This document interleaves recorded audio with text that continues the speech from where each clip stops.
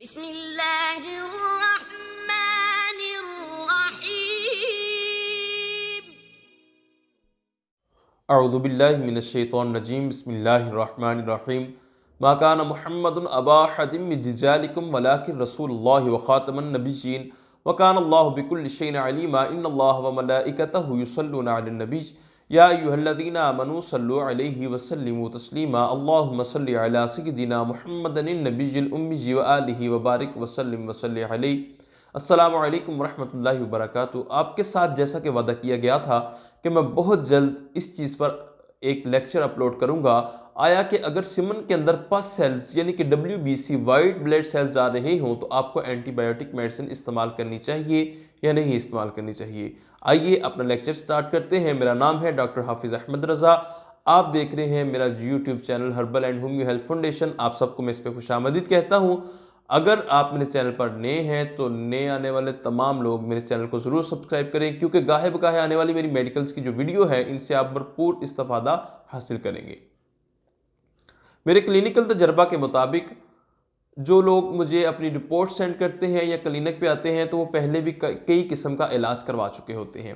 تو آج تک جتنے پیشنٹ دیکھنے میں آئے ہیں 99% پیشنٹ ایسے ہیں جو اینٹی بائیوٹک میڈیسن کے استعمال کرنے کے بعد ان کی پس کم ہوتی ہے، لیکن پس کم ہونے کے ساتھ ساتھ ان کے سپرمز بھی ڈیڈ ہوتے ہیں، کیونکہ جو اینٹی بائیوٹک میڈیسن ہے وہ جراثیم کش ادویات ہوتی ہیں۔ تو جو تلیدی جراثیم ہے یہ بھی ایک قسم کے جراثیم ہے اور پس بھی ایک قسم کے جراثیم ہی ہے۔ تو یہ گڈ بیکٹیریا اور بیڈ بیکٹیریا کو ایک قسم کا آپ کی باڈی سے ڈیڈ کر دیتے ہیں۔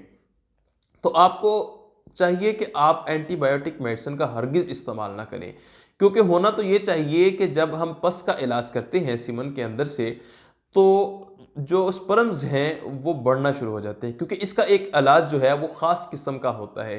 آپ کو جو مسئلہ ہے وہ سپرمز کا کسی قسم کو کوئی پرابلم نہیں ہوتا، آپ کے سپرمز جو ہیں وہ پس سیلز کی وجہ سے ڈیڈ ہوئے ہوتے ہیں۔ تو جیسے ہی آپ کی جو پس کا علاج ہونا شروع ہوتا ہے تو جیسے جیسے آپ کی پس کم ہوتی ہے اسی طرح آپ کے سپرمز بڑھتے جاتے ہیں۔ لیکن جو لوگ آپ اینٹی بائیوٹک کی وجہ سے اپنی پس کم کرتے ہیں تو ان کے ساتھ ساتھ جو ہے وہ سپرمز بھی ڈیڈ ہوتے ہیں۔ تو یہ علاج جو ہے 99% لوگوں میں فار دی ٹائم ہوتا ہے۔ اینٹی بائیوٹک آپ نے جیسے ہی چھوڑتے ہیں ٹھیک 2 یا 3 دن بعد آپ کی سیمن کے اندر جو پس ہے وہ اور زیادہ آنا شروع ہو جاتی ہے۔ تو اس کے ساتھ آپ کے 2 طرح کے نقصان ہوتے ہیں، ایک تو آپ نے اینٹی بائیوٹک میڈیسن کے ساتھ اپنے سپرم ڈیڈ کیے، دوسرا پھر جب بہت زیادہ دوبارہ سے آپ کو پس آتی ہے تو آپ کے سپرمز اور ڈیڈ ہو جاتے ہیں۔ تو اس صورت میں آپ اور پریشانی کا شکار ہو جاتے ہیں کہ آیا کہ پتہ نہیں میرا علاج نہیں ہے یا بار بار کیوں پس بڑھ جاتی ہے، حالانکہ آپ بالکل غلط علاج کر رہے ہوتے ہیں۔ تو آپ کو چاہیے کہ اپنا علاج کسی ایکسپرٹ بندے سے کروائیں، کیونکہ اس کا علاج ایک خاص قسم کا ہوتا ہے۔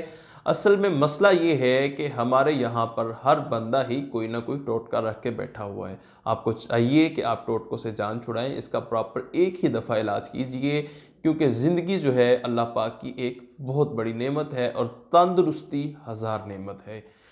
تو اگر آپ بھی اسی طرح کے کسی بھی مسئلے کا شکار ہیں تو آپ کو چاہیے کہ آپ اپنا علاج ضرور کروائیں۔ سکرین پہ میرا نمبر آ رہا ہے، آپ مفت مشورے کے لیے مجھے کال کر سکتے ہیں۔ ہاں، جو لوگ اینٹی بائیوٹک میڈیسن کا استعمال زیادہ کرتے ہیں آپ تجربہ اپنے اوپر کر کے دیکھ لیجئے، اگر آپ مجھے غلط سمجھیں آپ جنسی طور پہ کافی کمزور ہو جائیں گے، کیونکہ میں نے بہت سارے ایسے لوگ دیکھے ہیں جو بہت زیادہ اینٹی بائیوٹک میڈیسن استعمال کرنے کے بعد جنسی طور پہ بہت زیادہ کمزور ہو جاتے ہیں اور ان کے اندر جو مادہ تولید کی افزائش ہے یعنی کہ بہت کم ہو جاتی ہے، یعنی قلت منی کا شکار ہو جاتے ہیں۔ اگر آپ بھی اسی طرح کے کسی مسئلے کا شکار ہیں تو آپ کو چاہیے کہ آپ میرے اسی لیکچر کی ڈسکرپشن میں جا کر آپ کو ایک لنک ملے گا جس کے اندر مکمل ڈیٹیل کے ساتھ بتایا گیا ہے کہ آپ کی سیمن کے اندر کتنی پس آنی چاہیے یا آپ کے جو ہیں سپرمز کتنے ہونے چاہیے، کتنے ایکٹیو ہونے چاہیے، اور ساری ڈیٹیل A to Z آپ کو مل جائے گی۔ یا اگر آپ اس کے بارے میں پرہیز دیکھنا چاہتے ہیں کہ کون کون سا پرہیز کرنا چاہیے تو وہ بھی ڈسکرپشن کے اندر ایک لنک موجود ہے، آپ کو پتہ چل جائے گا کہ اگر آپ کی سیمن کے اندر WBC یعنی کہ وائٹ بلڈ سیل پس سیلز آ رہے ہیں تو آپ کو کون کون سا پرہیز کرنا چاہیے۔ اسی کے ساتھ مجھے اجازت دیجیے، چینل سبسکرائب کرنا مت بھولیے گا۔ بہت جلد انشاءاللہ ایک اور اچھے لیکچر کے ساتھ ملاقات ہوگی، دعا میں یاد رکھیے گا۔ السلام علیکم ورحمۃ اللہ وبرکاتہ۔ اللہ حافظ۔